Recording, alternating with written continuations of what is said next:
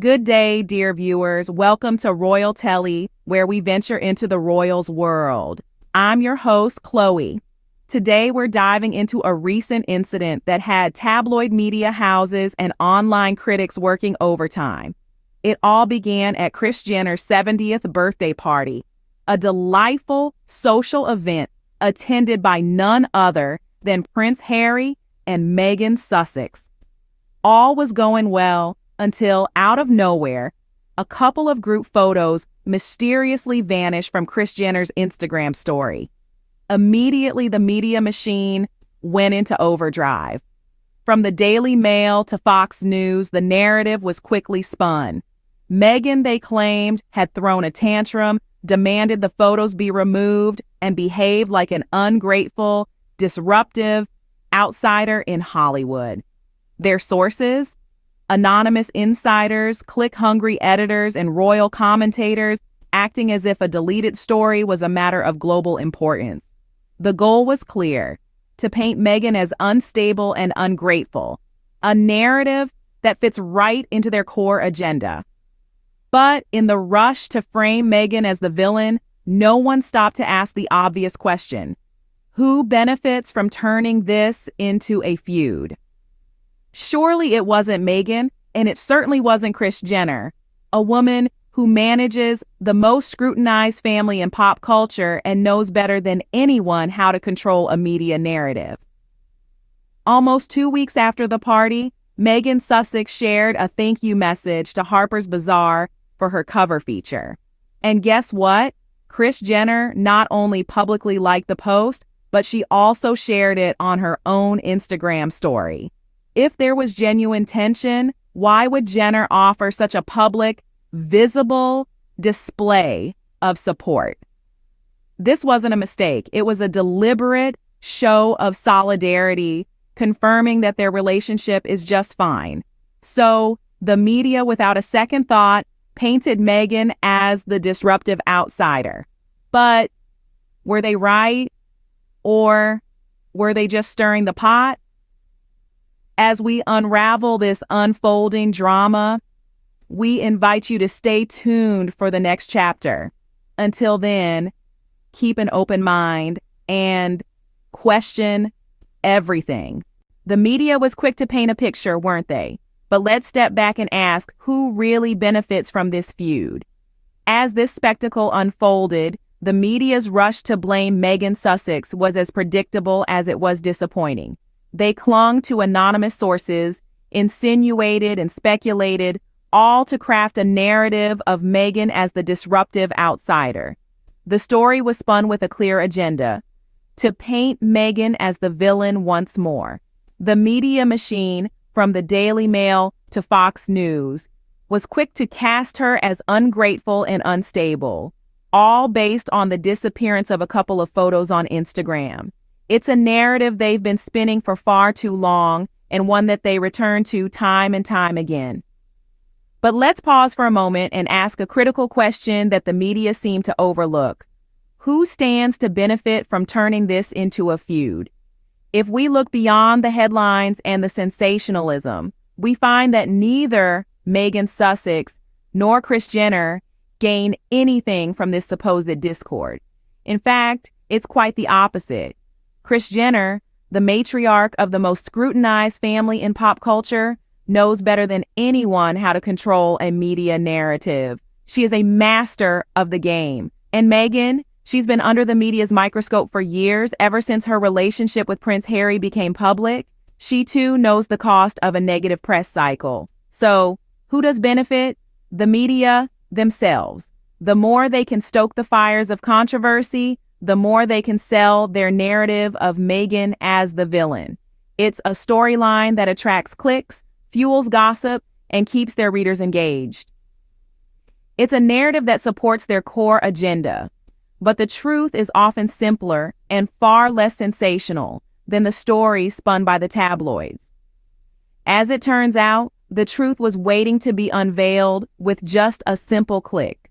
Nearly 2 weeks later, the truth came out. Not with a bang, but with a simple social media interaction. You see, it's quite fascinating how a few clicks on a screen can dismantle a meticulously crafted narrative.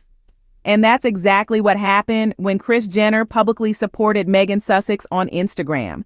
The tabloids had us believe that Meghan was the villain at Jenner's party, a disruptive outsider, an ungrateful guest. But then, in a moment of pure, unadulterated transparency, Jenner liked Meghan's thank you post to Harper's Bazaar. Not only did she like it, but she went a step further and shared it on her own Instagram story. A public display of support visible to millions that directly contradicted the story being peddled by the media. Now let's pause for a second and really think about this. If there was genuine tension, if Meghan had truly thrown a tantrum and offended Kris Jenner, why would Jenner offer such a clear, visible display of support? It doesn't add up, does it? Jenner is a woman who manages the most scrutinized family in pop culture. She knows better than anyone how to control a media narrative. This wasn't a mistake. It was a deliberate show of solidarity. With a few clicks, Jenner destroyed the narrative that the media was so eagerly selling. It was a simple action, yet it spoke volumes. It confirmed that Meghan wasn't the disruptive outsider the media wanted her to be.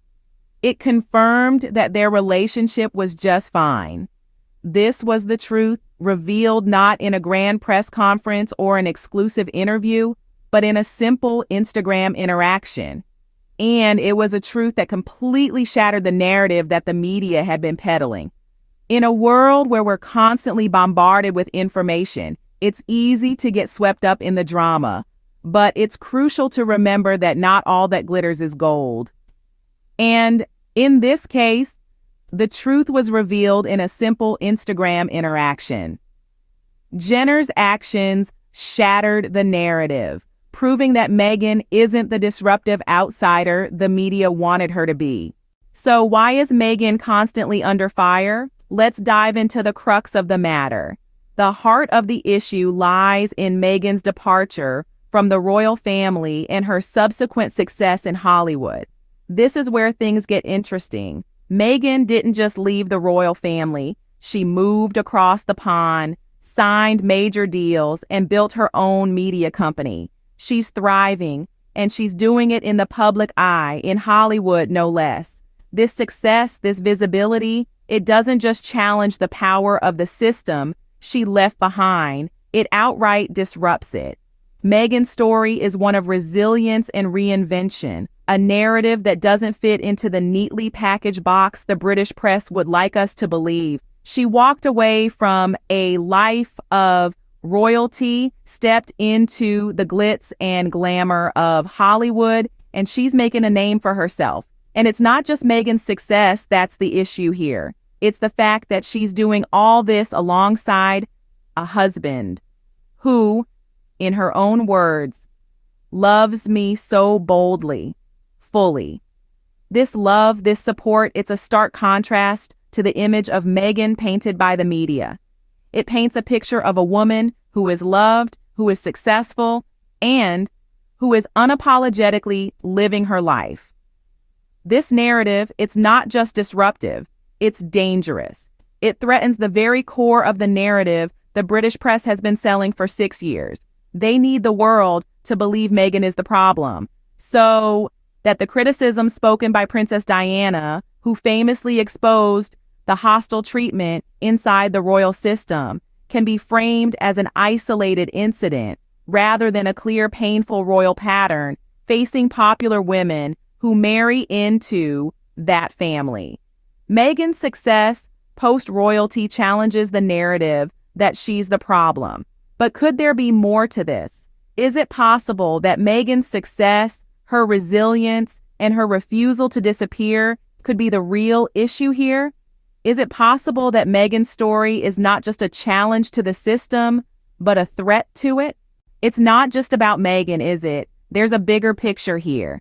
We cannot ignore the fact that this isn't the first time the British media has targeted a woman who married into the royal family.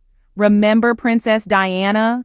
The beloved people's princess was a victim of the same hostile treatment that Meghan is now facing. Diana spoke candidly about the pressure, the scrutiny, and the isolation she felt within the royal system. And now, years later, we see Meghan, another popular woman who married into the family, subjected to the same treatment. This isn't coincidence. This isn't an isolated incident. This is a pattern, a painful royal pattern that seems to be reserved for women who dare to challenge the status quo, women who dare to live their lives on their own terms. The media has tried to frame Diana's criticism as a singular occurrence, but Meghan's experience clearly shows us that it is not. What's even more revealing is how the media reacts when these women decide to step away from the royal life. When Diana decided to carve her own path, she was vilified. Meghan, too, has faced an intense backlash for choosing to step away from the royal duties and build her own life in California. But here's the thing, Meghan hasn't just survived outside the royal system, she has thrived. She has signed major deals, built her own media company, and continues to remain visible and influential. Her success, her resilience, challenges the narrative the media has been desperately trying to sell. It's not Meghan who's the problem, it's the system she walked away from, a system that seems incapable of treating popular women who marry into the family with the respect and dignity they deserve. Meghan's journey from royal life to her current success challenges the media's narrative and exposes a painful royal pattern. Thank you for joining us on this journey today on Royal Telly. If you enjoyed this video, don't forget to hit that like button, leave a comment, and subscribe to our channel. I'm Chloe, signing off. Until next time.